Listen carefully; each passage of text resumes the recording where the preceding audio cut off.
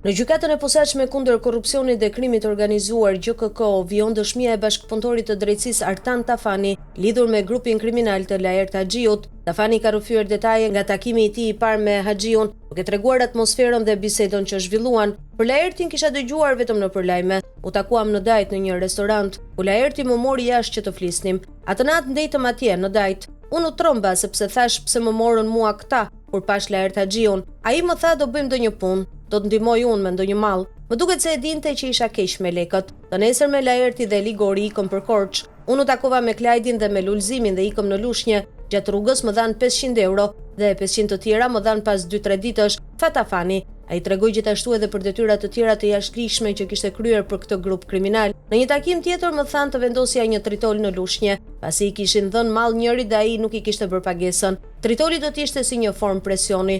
Unë pranova që nga dita e parë që i takova kishte një lloj presioni mbi mua.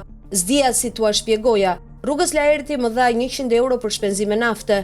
Unë e kisha lënë makinën në hyrje të Elbasanit. U nisëm për Lushnjë për të vendosur tritolin. Isha bërë edhe planin. Thaj, Tafani ka zbuluar se ka përdorur 100 gram tritol në një derë banese në katin e parë të një pallati. Mu duk sikur kjo ishte prova që këta do shikonin nëse bëja punë unë apo jo. E ndeza fitilin dhe ika. E vendosa në derën e banesës. Ishte në katin e parë të një pallati. Isha në këmbë. Kalova nga shinat e trenit. Planin e kisha bërë me Laertin, përfundoi ai.